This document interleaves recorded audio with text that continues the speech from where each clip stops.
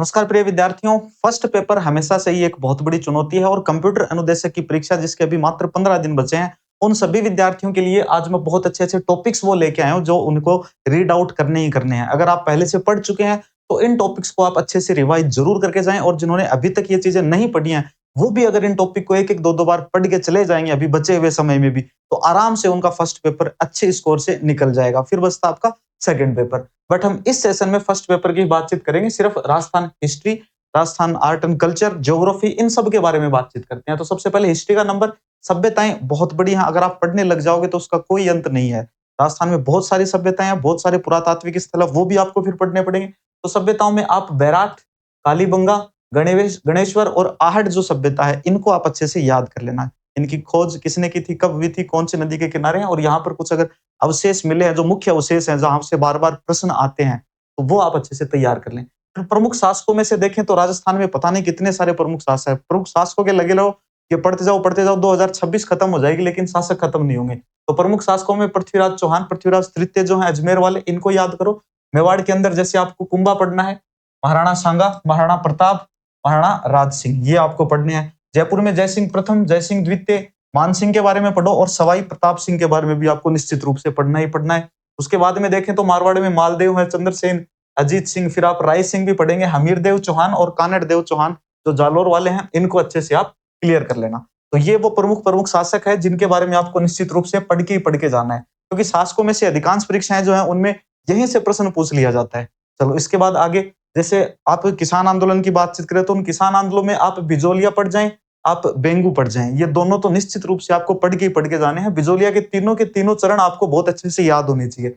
इसके बाद मोतीलाल तेजावत को पढ़ना है और गोविंद गिरी जो हैं, इनको आपको अच्छे से पढ़ना है। फिर प्रजामंडल और एकीकरण में आप कुछ भी नहीं छोड़ सकते। हाँ, प्रजामंडल में आप ऐसा कर सकते हो कि भाई पूरा का पूरा प्रजामंडल अगर आपको नहीं पढ़ना है, तो कौन से प्रजामंडल के कौन संस्थापक रहे हैं और कौन से प्रजामंडल की स्थापना कब हुई है, ये बेसिक सी चीजें तो आपको निश्चित रूप से पढ़ के जानी है। कोई प्रजामंडल के अंदर जो बहुत सारी परिषदें हैं, उनके डेट वगैरह याद नहीं होती, उनमें इतने सारे फैक्ट्स होते हैं, वो एक बड़ी मुश्किल चीज होती है। तो उससे आप इस समय में छोड़ सकते हो, क्योंकि अभी ज्यादा समय बचा नहीं है परीक्षा का, तो आपसे पूरे प्रजामंडल ही पूरे नहीं हो पाएंगे। एकीकरण के 7 चरण हैं, आप वो 7 चरण जरूर पढ़ के जाएँ। 2 घंटे का एकीकरण का काम है, अगर 7 चरण रट लोगे 2 घंटे के अंदर, अगर अच्छे से पढ़ लिए तो एकीकरण। क्रांति में आप पूरी क्रांति नहीं पढ़ सकते, तो जोधपुर और कोटा के अंदर क्रांति के दौरान जो घटनाएँ हुई थी, जो घटनाक्रम हुआ था, उनको आप अच्छे से एक बार याद कर लेंगे। आउवा वाला मुद्दा भी आप देखें, तो एक बार आउवा से भी क्वेश्चन आ चुका है, आउवा भी आप याद कर लेंगे। अब प्रमुख व्यक्तित्व जो है राजस्थान के, हम थोड़े से व्यक्तित्व देखें तो सूर्यमल मिश्र को पढ़ जाना, अर्जुन लाल सेठी को पढ़ जाना, कन्हैया लाल सेठिया को, केसरी सिंह बारठ को पढ़ना, जमनालाल बजाज को पढ़ जाना, जय नारायण व्यास, बाल मुकुंद बिस्सा, विजयदान देथा। और 9वीं और 10वीं की राजस्थान अध्ययन की पुस्तक के अंदर जो व्यक्तित्व के बारे में आपको जिन लोगों के नाम दिए हुए हैं, उनसे संबंधित साहित्य की पुस्तकें दी हुई हैं, कोशिश करना कि आप वो भी जरूर पढ़ के जाएं। अगर नहीं पढ़ते हो तो भी चलो इतनी बड़ी बात नहीं है, बट कोशिश ये करना कि वो भी आप पढ़ लें, वरना ये जो मैंने लिखे हुए हैं ये तो आपको पढ़ने ही पढ़ने हैं सारे के सारे। इनमें से आपको जो जो 9th और 10th की बुक में मिल जाए, इनको 9th और 10th की बुक से ही पढ़ना। जो बुक से नहीं मिले आपके पास में अभी तक, जो भी आपकी सहायक सामग्री है, पाठ्य सामग्री, आप वहां से इनको अच्छे से कवर करें। हिस्ट्री के बाद हम देखते हैं Rajasthan art and culture. Art and culture भी बहुत बड़ा है, लेकिन मैं इसको बहुत शॉर्ट करके इसके कुछ सिलेक्टेड टॉपिक्स लेके आया हूं, जहां से बहुत बार प्रश्न पूछे जाते हैं। स्थापत्य में आप दुर्ग स्थापत्य आता है, एक मंदिर स्थापत्य आता है। दुर्ग स्थापत्य के अंदर आप चित्तौड़गढ़ दुर्ग, जैसलमेर का दुर्ग, जोधपुर का मेहरानगढ़, रणथंभौर का दुर्ग, बीकानेर का जूनागढ़, और जयपुर के जो दुर्ग है, जैसे आमेर वाला है, नाहरगढ़ वाला है, जयगढ़ है, तो जयपुर के जो दुर्ग हैं, इनको भी आप तीनों को देख लेना। मंदिर स्थापत्य के अंदर मंदिर निर्माण की जो शैलियां हैं, आजकल शैलियों से बहुत प्रश्न पूछे जा रहे हैं, तो शैलियां अच्छे से कवर करनी है। हवेलियों में आप सारी नहीं पढ़ सकते, तो जैसलमेर की और शेखावाटी की जो हवेलियां, सिर्फ इन दो को अच्छे से पढ़ जाना। जैसलमेर में कौन कौन सी हवेली है और शेखावाटी के अंदर कौन कौन सी हवेली है। इसके बाद बावड़ी और छतरियां, एक बार सरसरी निगाहों से बावड़ी जो है, बावड़ी देख लेना और छतरियां देख लेना। छतरियां जैसे 32 खंभों की छतरियां, 16 खंभों की छतरियां, मूसी महाराणा की छतरी, तो इस तरह की जो छतरियां हैं, इनको भी अच्छे से आप देख लेना। चित्रकला के अंदर अगर हम देखें, चित्रकला भी अपने आप में एक बहुत बड़ा टॉपिक है, तो नाथद्वारा चित्रशैली, हाड़ौती, किशनगढ़ और जयपुर, ये 4 तो आपको जरूर पढ़नी है। संत और लोक देवताओं में देखें तो लोक देवताओं में सबसे पहले जो आपके 5 पीर हैं, उनको आप अच्छे से पढ़ें। 5 पीरों के बाद आप तेजाजी को पढ़ें। तेजाजी के बाद लोक देवताओं का साहित्य होता है, जैसे पाबूजी दुहा, इनकी रचना किसने की, है ना। तो साहित्य में लगभग ये 9 से 10 फैक्ट ही है, इससे ज्यादा नहीं है। तो ये 9-10 फैक्ट है, इनको पढ़ के चले जाना, एग्जाम में क्वेश्चन आ जाएगा, सही हो जाएगा, बहुत सारे बच्चों से आगे निकल जाओगे। इसके बाद संप्रदायों में देखिए, अपन संतों में देखें तो रामानुज संप्रदाय, राम स्नेही संप्रदाय, जसनाथी संप्रदाय, दादू पंथ, दादू पंथ भी आप पढ़ जाना, ये चीजें है ना। बिश्नोई संप्रदाय, आप बोलोगे सर ये तो सारे ही हो गए, है ना। छोटे-छोटे हैं दोनों के दोनों, बिल्कुल छोटे-छोटे हैं दोनों के दोनों, 5-5 मिनट के टॉपिक हैं। फिर संगीत, वाद्य और नृत्य, ये ऐसे टॉपिक हैं, कुछ नहीं पता कहाँ से क्वेश्चन आ जाए। तो संगीत, वाद्य और नृत्य हैं, देखें तो शॉर्ट एंड स्वीट, अगर आपके पास में शॉर्ट नोट्स अपने बनाए हुए पड़े हैं, तो इनको जरूर रिवाइज करके चले जाएँ। अगर आपके पास में कोई बहुत लंबा-चौड़ा, मोटा सारा ग्रंथ है फर्स्ट पेपर का, जिसमें संगीत, वाद्य और नृत्य, इनको 60-60, 70-70 पेज में दे रखा है, तो आप इनको अवॉइड करें।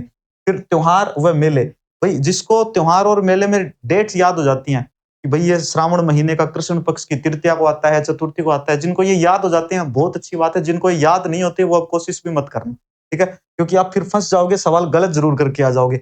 मेले जो हैं इनमें विशेष रूप से आप याद रखोगे पर्यटन की दृष्टि से, जैसे केला देवी वाला मेला भरता है करौली के अंदर, वो जैसे आपने याद कर लिया, साथ साथ में आपको लोक देवी भी याद होगी, इसीलिए आपने देखा होगा लोक देवी का मैंने लोक देवी की चर्चा ही नहीं की अपन ने। तो ऐसे पर्यटन की दृष्टि से जो महत्वपूर्ण मंदिर हैं, जो मेले लगते हैं, वो भी आप जरूर याद कर लेंगे, जिसमें ज्योग्राफी का आपका पर्यटन वाला टॉपिक है वो भी कवर हो जाएगा। अब साहित्य आता है कला और संस्कृति में भी, तो इसके लिए भी 9वीं और 10वीं की राजस्थान अध्ययन की किताब जो है, इसमें साहित्य से संबंधित जो पुस्तकें दी हुई हैं, जो लेखक दिए हुए हैं, इनको आप अच्छे से घोट लेना, इनको आप शानदार तरीके से याद कर लेना। आर्ट एंड कल्चर हो गया। आर्ट एंड कल्चर के बाद जैसे अगर अपन देखें राजस्थान ज्योग्राफी बचता है, तो राजस्थान ज्योग्राफी भी बहुत लंबा चौड़ा एक सब्जेक्ट है। इसमें भी हम छांट के कुछ चीजें आपके लिए लेके आए हैं। जैसे भौतिक स्वरूप में अगर अपन देखें, तो अक्षांश और देशांतर आप जरूर अच्छे से तैयार कर लें। राजस्थान के विस्तार से संबंधित है भैया अक्षांश और देशांतर वाला, है ना। और ये जो आपस में दूरी होती है, उत्तर से उत्तर से दक्षिण, पूर्व से पश्चिम, जो भी दूरी होती है वो आप भी अच्छे से याद कर लोगे। ज्योग्राफी में मेरा कहने का मतलब यही है, अक्षांश देशांतर से, और अक्षांश देशांतर ये विस्तार है उसे भी अच्छे से याद। फिर बालू का स्तूप से प्रश्न पूछा ही पूछा जाता है, हर बार पूछा जाता है, कोई भी एग्जाम हो, किसी एग्जाम देने वाले बच्चे की किस्मत खराब हो तो भले ही ना पूछे यहाँ से, वरना पूछा जाता है। अरावली में भी बहुत सारी चोटियां हैं, कितनी चोटियां हम याद कर लें, सारी याद नहीं तो ऊपर ऊपर की जो 10 चोटियां हैं उनको अच्छे से याद कर लो। फिर याद कर लो आप दक्षिणी अरावली की सबसे ऊंची चोटी कौन सी है, मध्य अरावली की कौन सी है, उत्तर अरावली की कौन सी है, ये 3 चीजें और आप अच्छे से याद कर लेना। फिर विंध्यन कगार भूमि, ये अपन हाड़ौती में पढ़ते हैं, तो ये विंध्यन कगार भूमि वाला है, इसको भी आप अच्छे से एक बार देख लेना थोड़ा। जलवायु में हम देखें तो जलवायु में वायुदाब रेखाएं हैं, तो आप वायुदाब रेखाओं को जरूर याद कर लेना। 2 महीने की वायुदाब रेखाएं हैं, जुलाई और शायद जनवरी, तो वो भी अच्छे से चेक कर लेना। कोपेन का वर्गीकरण जो है उसे देखना है आपको, थार्नफेट का जो वर्गीकरण है उसे देख लेना। टिवार्था वाला भी छोटा सा है, देखो तो देख लो, नहीं देखो तो भी कोई दिक्कत वाली बात नहीं है, लेकिन कोपेन, थार्नफेट और वायुदाब रेखाएं जो हैं, ये आप अच्छे से देख के चले जाना एग्जाम में। फिर नदियां देखें तो बहुत सारी नदियां हैं, बट उनमें भी कुछ सिलेक्टेड हैं, जैसे बाणगंगा है, चंबल पढ़ लेना, बनास, लूणी, माही और कांतली, ये नदियां मत छोड़ना। आजकल कांतली से भी बहुत प्रश्न पूछे जा रहे हैं, इस बात का विशेष ध्यान रखना, पहले नहीं पूछे जाते, आजकल पूछने लग गए कांतली से। फिर झीलें अगर देखें तो झीलों में सांबर झील देखना, पिछोला झील, पुष्कर झील, फतेह सागर, 4 ही लाए हूं आपके लिए, ज्यादा मैटर नहीं याद करना है। बाकी लगभग झीलें तो बच्चों को याद होती हैं, डीडवाना झील का है, नागौर के अंदर है, ऐसी नॉर्मल सी बातें, ठीक।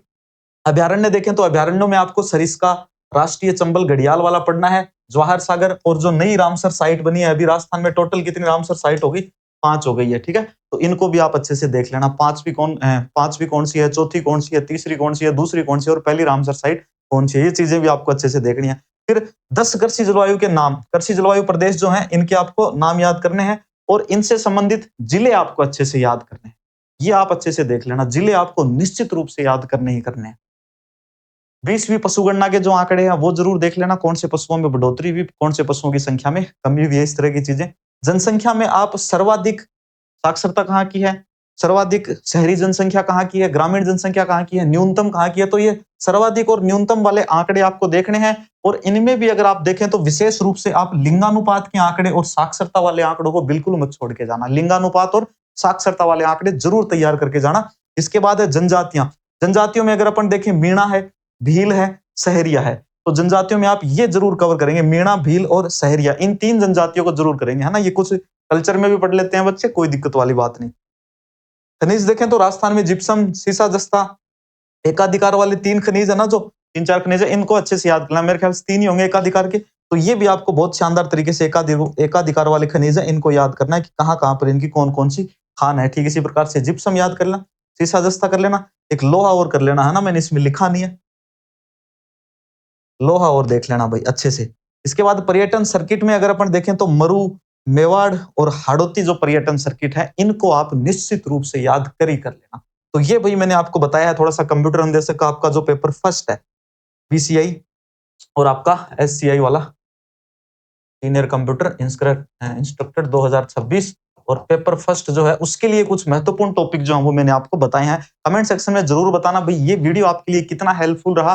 हम कोशिश करेंगे, बाकी हम देखते हैं कि आपकी बच्चों की क्या माँग है क्लासेस के लिए, कि हम सोच तो यही रहे हैं कोई अच्छी-सी आपके लिए ऐसी क्लास लेके आएँ, जिसमें ये सारी की सारी चीज़ें जो हैं अच्छे से रिवाइज़ करवा दी जाएँ, आपको अच्छे से याद करवा दी जाएँ। तो एक बार सीसीपी, सीसीई परिवार की तरफ से आप सभी को, कॉटन सिटी एजुकेशन की तरफ से आप सभी को अपनी आने वाली परीक्षा के लिए अग्रिम शुभकामनाएँ और धन्यवाद।